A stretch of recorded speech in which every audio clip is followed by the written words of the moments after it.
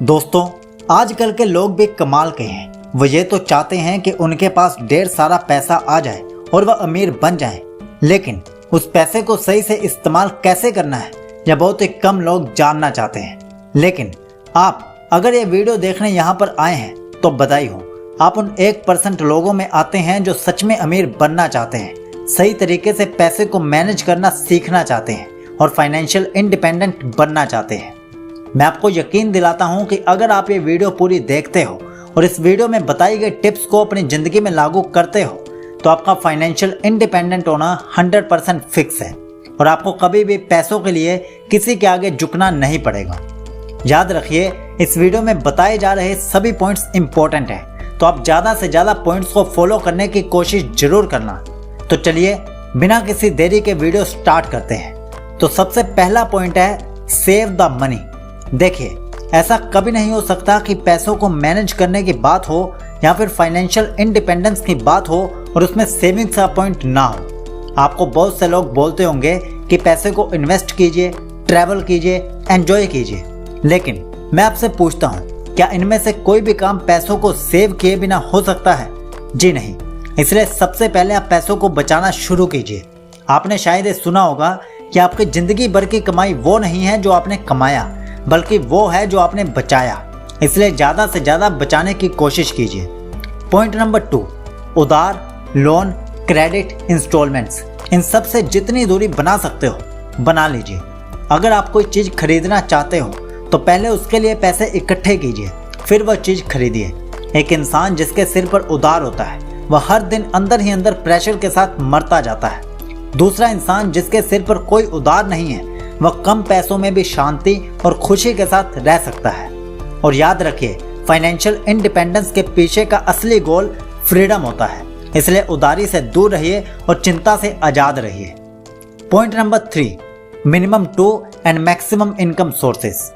आपने यह बात जरूर सुनी होगी कि अगर आपके पास सिर्फ एक इनकम सोर्स है और आपके पास कोई सेविंग्स नहीं है तो आप गरीबी से सिर्फ एक कदम आगे खड़े हो। भगवान ना करे अगर आपकी वो नौकरी या काम किसी भी परेशानी के चलते छूट जाता है तो आप उस गरीबी के दलदल में गिर जाओगे। इसलिए हमेशा कोशिश करते रहिए कि आपके पास एक से ज़्यादा इनकम सोर्स हों और मिनिमम 2 इनकम सोर्सेस तो जरूर होने चाहिए, क्योंकि अगर एक से पैसे आने बंद हो जाएं तो दूसरा उसे संभाल सके। पॉइंट नंबर 4, खुद को बेहतर बनाते रहिए। नया इनकम सोर्स ढूंढना सही बात है, लेकिन अभी जो काम आपके पास है, जिस काम के सिर पर आपके सारे खर्चे चल रहे हैं, आपका घर चल रहा है, आपको उसकी भी रिस्पेक्ट करनी है। उस काम में भी खुद को बेहतर बनाते रहना है ताकि आपको उस काम से कोई निकाल ना सके। Point number 5, must have 1 passive income source. इस पॉइंट को ध्यान से सुनिएगा और समझिएगा। मान लीजिए आपका एक महीने का खर्चा 10,000 रुपये है और आपने कोई ऐसा सिस्टम बिल्ड कर दिया है जो बिना काम के आपको हर महीने 10 से 12,000 रुपये दे देता है, तो यकीन मानिए फाइनेंशियल इंडिपेंडेंस के लिए इससे बड़ा पॉइंट और कुछ नहीं हो सकता। और आप इसे इम्पॉसिबल समझने की भूल मत करना। फाइनेंस की भाषा में इसे पैसिव इनकम और लेवरेज इनकम कहते हैं और यह अमीरों का एक बहुत बड़ा एसेट होता है। इसे बिल्ड करने में भले ही काफ़ी समय लगता है, लेकिन एक बार जो ये सिस्टम बिल्ड हो गया तो ये आपके जीवन भर की पैसों की चिंता को दूर कर सकता है। इसका सबसे बड़ा उदाहरण यूट्यूब खुद है। सक्सेसफुल चैनल बनाने में समय जरूर लगता है, लेकिन एक बार अगर चैनल बन गया तो ये लाइफ टाइम अर्निंग बन जाता है। Point number 6, 1 air emergency fund. अच्छा, एक काम कीजिए, आपका एक महीने का जितना भी खर्चा है, 5,000, 8,000, 10,000, जितना भी, उसे एक जगह पर लिखिए और उसे 12 से मल्टीप्लाई कर दीजिए। अब जितनी भी रकम आपको दिख रही है इसे आप जल्द से जल्द इकट्ठा करने की कोशिश कीजिए और अपने पास इमरजेंसी के लिए संभाल कर रख लीजिए। यकीन मानिए ये आपको ऐसी सेफ्टी देता है जो आपको कोई भी रिश्तेदार नहीं दे सकता। ध्यान रखिए, जब तक कि कोई बहुत बड़ी इमरजेंसी ना आ जाए तब तक इन पैसों को छूना भी मत। Point number 7, investment.